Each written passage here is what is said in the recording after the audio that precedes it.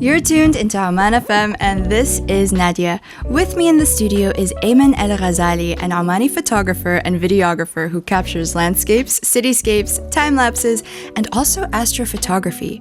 We're talking to him about virality, the work it takes to catch the perfect photo, and the art of seeing. So hi Aiman and welcome. Hi, thank you for having me. Welcome to Oman FM. I've seen your photos, but I didn't actually know they were from your account. I've seen them separately on different pages. And have they gone viral without crediting you? Sometimes that happens, but it doesn't bother me as much as it used to. If someone is pretending to be me, then I have a problem. Or if someone is stealing my work. But if my work is going viral and it's just going viral for it being nice and people liking it, then I'm fine with it. Has the possibility of going viral changed the way you think about sharing your photos online? Not much. In the beginning, I used to just put my logo in all my photos, and now I don't do that anymore. I think it takes away from the photo itself. So I just share the photo, and whoever wants to reshare it, I'm fine with it. And with photography, when were you first drawn to photography as your preferred medium of expression? Okay, so I took up photography because of my father. My father was big into photography since we were young, and we're blessed like that because we now have memories, like photos from when we were young. I started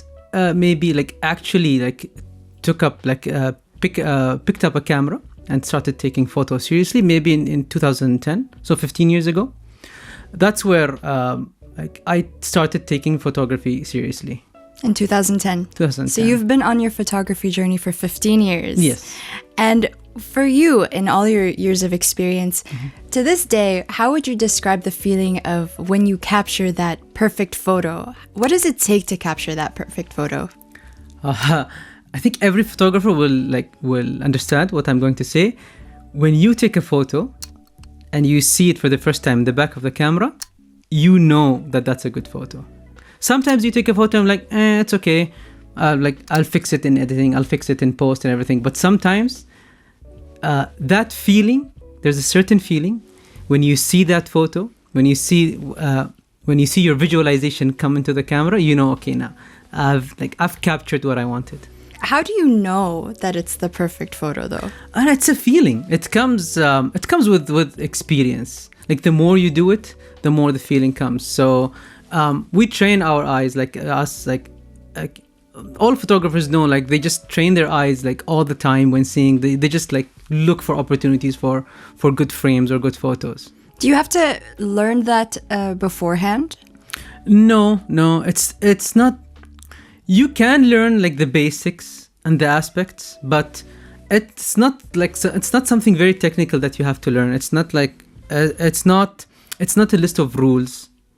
So it's just it comes with practice. The more you shoot, the more you look at photograph, the more you scroll through Instagram, through other photographers and see their work. There, you start getting the eye of the photographer. I wanted to get into the nerdiness behind the scenes then. So you have your photo. What happens on the editing side after your photo is taken? It really depends. So post-processing, why we do it, or photo editing, is when I capture a photo, that photo invokes a certain feeling. Okay? Sometimes the raw photo doesn't invoke the same feeling. So I use editing and post-processing as a tool to try to bring back that or bring back the life into the photo. Or use editing as a tool to enhance the photo in whatever way you like. You want to create something beautiful. You want to create a pretty picture. There's nothing wrong with that. So it's editing is part of the process. I always thought that the editing was more significant for other forms of photography, like for example, film photography. What is your relationship to film photography? Okay, so film photography, like I said, I learned from my father, and back then there was no digital photography. Everything was film. So I learned a little from him. But then I got into film photography because why I do photography is I like photography because of the process. I like going through the whole process, the idea to the planning to shooting to editing and then to publishing. This process, it's what gives me satisfaction. Okay, so film photography makes that process even more complicated, which I like. Yeah, while taking the photo, you don't see the result. You have to go and develop the photo, and then you learn the whole developing process, all the chemicals, what it does to the photo, and then scanning the film or printing. That's a whole other field in film photography. And then I got into large format film photography, which are these big cameras, if you saw, with the tarp, like with the thing over your head. That's a very niche type or very niche field. So I got into that because it's more involved. So for you, it's about the process. Yes. When you set out to take a photo, are you already thinking of the end in mind, or sometimes it's a spontaneous thing that happens in the moment? It depends. It's both. So most of my photos, it starts with an idea. So while I'm driving, I see a scene, I'm like, oh, that looks cool. If I took a photo from this scene at this time, it'll look cool. So that's the idea. And then I go to planning. I use all kinds of apps. I use Google Maps. There's an app called Photopills, and I use all of these. And sometimes I go and visit the site before when I'm supposed to take the photo. So that's the planning process. And then going to take the photo, that's like taking your camera, making sure you have batteries, making sure you don't forget the memory card. That's actually happened to me before. Going there, shooting, all of that. And then you go to the next step, which is editing, post-processing, and then publishing. Publishing can be sharing your photos on social media. It can be printing it and framing it in your house. It can be a lot of things. I'm feeling that for you, the publishing part is sort of the least satisfying part. Like, you seem to love the work of it. Yes, I enjoy the process more. But of course, like the last step is very important because looking at your work, looking at the final product, that's when you feel that all what I have done has succumbed to this. Yes. Or I can see the result. Yeah. And also sharing it on social media and getting the recognition, that's also nice. Yeah, absolutely. Yeah. I can see that. Yeah. You're also someone who participates in astrophotography. Mm-hmm. What inspired you to turn the camera upwards and rather than just keep it outwards? Okay, so I like to dabble in all forms of photography, in all fields, because I like to learn everything about photography. So when I learned about astrophotography, I saw that it's a totally different game. Everything is different. And I saw some photos online of galaxies and nebulas, and then I was surprised that they were taken with normal cameras that I actually have, and it wasn't as complicated as I thought it was. So I tried it. It was I enjoyed the process, but what I'm doing now is taking pictures of the sun and the moon. Yeah, I can't call that astrophotography exactly, because astrophotography is actually taking pictures of astro objects. Yeah, and I think it's unfair to people who actually do astrophotography because it's a very deep and technical field, and there are a lot of people locally in Oman who does this, and I have very high admiration for them. So what I do now is we can call it taking cool photos of the sun and the moon with cool things. I love that. And Yeah. I love the photos I've seen. Hold on, I'm going to pull one out right now. Yeah. Because I wanted to discuss this photo with you. So this photo, for those listening, I wanted to describe it a little bit. It was taken during the solar eclipse. Yes, this was in 2020. Okay. It's the solar eclipse. So the sun and the moon, the moon in front of the sun, rising behind a mountain or rising behind a hill, with a person standing in the middle doing a handstand. Yes. Yes. So we have to talk about this photo. What inspired it? What did it take to capture this? Just tell me all the details. Like, how did you know where to put your camera? What happened? Okay, so I always go through all the astronomical events that are going to happen within the year and try to plan for them. Because a photo like this, you can't just go and spontaneously take it. You have to plan for it. So what happened was actually very funny. I saw that by July of 2019, I saw that there was going to be a solar eclipse by the end of the year. So I messaged my friend Al Harthi, Abu Ka'ab, on Instagram, and I told him I have an idea for a photo, and it's not now; it's in 6 months or in 7 months. And I showed him an example of it. It was just a silhouette of someone standing in front of the eclipse. And I told him I want to do the same thing, but with you doing a handstand. And he was like, done. That's it. That's what he said. He's like, khalas, done. We'll meet in 6 months. Yeah. And then, like I said before, I used Google Maps. I used the app PhotoPills, which shows you exactly where the sun or where the eclipse is going to be and how far the moon is eclipsing the sun. Everything, all of that. And I went the day before to the actual location with my cameras and everything and made sure that everything lines up. And I figured out that the window to take the photo was very short, maybe 1 minute maximum, so 60 seconds. So we have 60 seconds to take that photo or the opportunity is gone. So everything has to go right. So we went there one day before, me and two of my friends, and we camped at the base of the mountain. And then just before sunrise. So the photo was about maybe 20 to 30 minutes after sunrise. So it was like very early in the morning. Two of my friends went hiking to the top of the mountain because the distance between me and him was about 1.2 kilometers. So he was very far. So you had to capture this photo from a distance? From a very, very far distance, yes. Whoa. Yes. Okay, go on. So they went and hiked, and thank God there was reception up there, so they can call me, and I had to locate them where they are.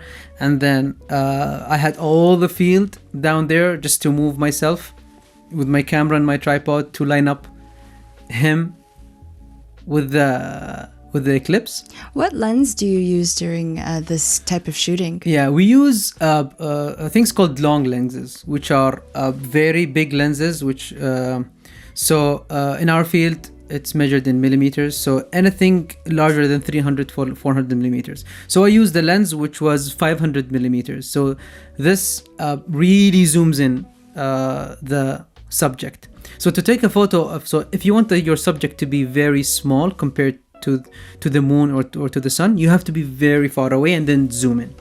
That's how it's done.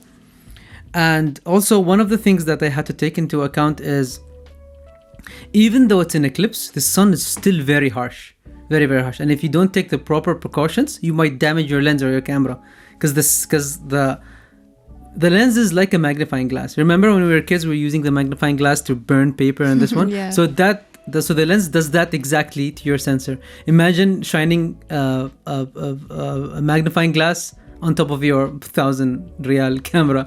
So that was scary. So I had to buy like special filters for the lens to protect it from the harsh light of the sun. And did you have to?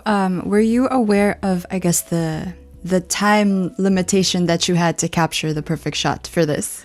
I had like an indication. I thought I'd have like 2-3 minutes, but I didn't anticipate how fast this, like the sun or the moon, both. I didn't anticipate how fast the eclipse was rising because it was so far away. I wasn't used to taking photos that far away, so it was rising very fast. So I had to call my friend and I was like, do it quickly. Now we have like 10 seconds, and but thankfully we got the photo. I was wondering about that. Did he have to hold the handstand for a long time? How were you able to communicate with him from a kilometer away? Yeah, we were on the phone. Oh, good. And he placed the phone on the ground, and I think he held it for 10 seconds or. Mashallah. Yeah, it was fine.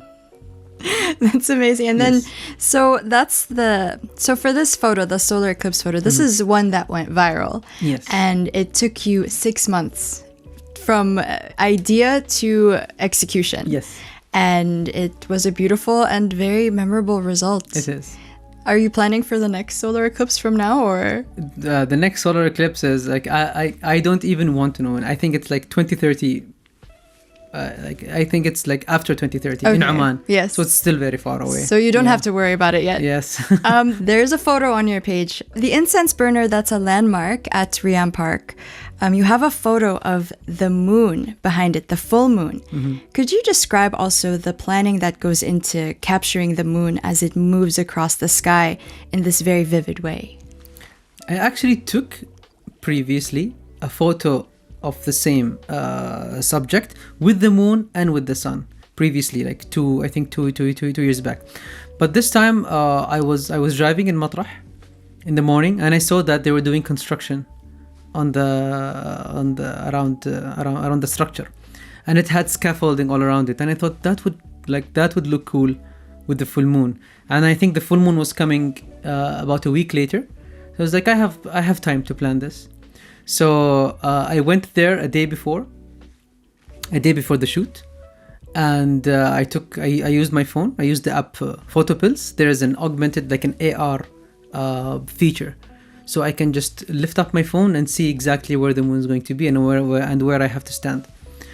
So after I have like everything done, the next day I went and took all my gear, and I always forget how fast time moves. Like I always plan, like I'm going to be there 15 minutes before I'm supposed to take the photo. When I reach there, 5 minutes I'm looking for a parking, 5 minutes I'm walking to the location, and then when I reach the location, by the time I'm opening the tripod, the photo op is in 10 seconds, so I just have to move very quickly. So that really it really helps you respect time.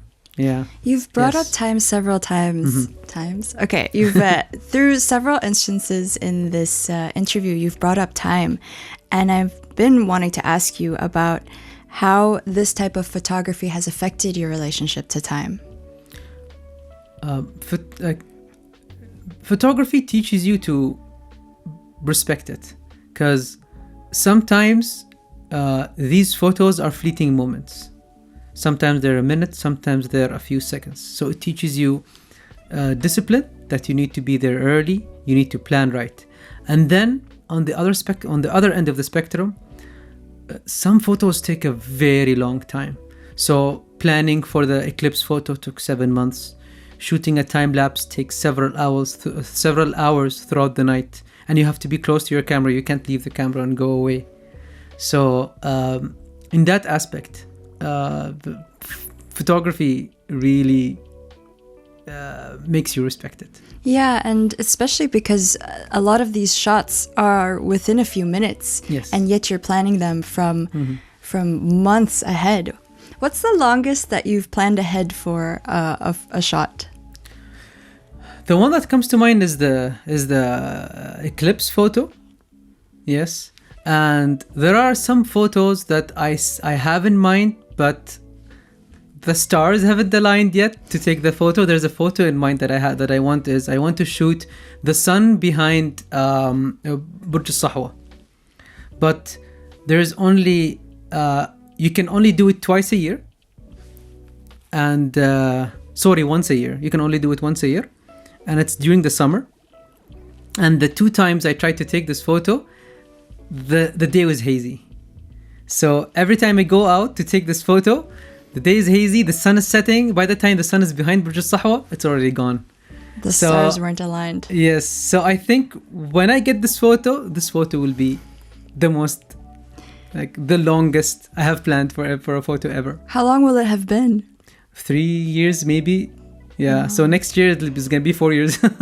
Has there ever been a time for you where when you, in the process of photographing something, you saw something new within that thing? Yes. especially when going out on camping trips or going out on trips to take landscape photos. You always discover new angles, you always discover new things. That's why I do this annual trip with my friends to Wakan village in February. So that's during the blossom season. The whole village fills up with white flowers. So I do that trip annually. We have done it 8 years in a row now. And every year, either me or one of my colleagues comes up with a new photo.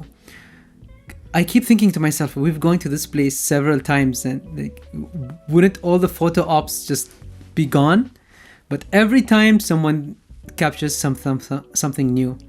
So I like these challenges. For you too, you mostly capture place photos that have to do with the world, correct? Yes. Yeah. Why is it that you've chosen to focus on, I guess, not... Okay, why am I asking this? It's because recently I went to a photography exhibition at the National Museum with Eugene Johnson and his work with portraits. Yes. And he was very adamant about his focus being portrait photography. And so it's interesting to talk to different photographers about why do you choose your subject? So for you, what is it about choosing places as your subject that brings you behind the camera? This is the nice thing about photography. It's a huge field, and everyone either specifies in one field or does multiple ones. I do take portrait photos, but not professionally. I do. Whenever I go on family gatherings, trips with friends, I take my camera and start taking photos of them. You're the photographer. I'm the photographer, yeah. And then they're like, "Where are the photos?" Do you ever go on trips just for the opportunity to take photos? Yes, all the time. Yes, we sometimes go on camping trips just to take photos. Yes. Do you have a favorite place to go to take photos? Wakan village. Yeah, I go there every year, and every year it's the same. We have to wake up in the morning at 4 a.m. and each year, one day before, I dread myself, why do I do this to myself, waking up in the morning? But when I reach there, I remember. It's just it's so refreshing.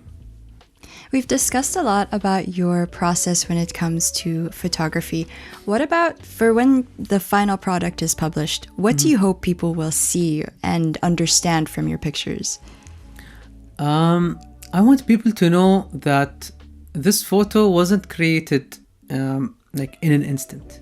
I didn't just take my camera and click the shutter. There's a whole process. Yes, and sometimes I like to shoot behind the scenes to let people know what the process is to take that one photo. So there's a lot of planning that goes into it, and then you go shoot, and then the post-processing. All of this takes time. Yeah. So when people look at my photos, I want them to first of all feel the feeling that I felt when taking that photo, and also understand that it's a whole process. It's not just a click of a button. Thank you. My final question for you is about what your different photography pursuits and experiences have taught you about the act of looking. It really changed the way I look at the world. Everywhere I go, everywhere I see is a photo opportunity. Sometimes while driving all the time, we look at scenes. I start looking at, that can be a photo, that's a frame, that's a thing. Photographers, especially photographers who have done this for many years, their eyes are trained to just constantly look for photo ops. So I think it rewires your brain to look at the world differently. So does that mean you see beauty everywhere? You can say that. Wow. Yes. Is there anything else that you would like to add before we end the interview? For anyone who wants to get into photography, it's never been easier than today. We all have a phone in our pocket. So try to learn what photography is. and try to look at more photos. Try to follow more more photographers on Instagram. And the most important thing is start practicing if you want to get good at photography. If you don't do it, you won't get good at it. So yeah, that's my advice. My sound producer / boss / Oman FM's program director wants to join you, Abdullah Al Mawali. He said, welcome please anytime. can I come with you? He's so inspired by you. He's been fanboying about this since the other day, and he was so excited that I was going to be the one to interview you. So I feel very honored to have you as our guest today. Thank you.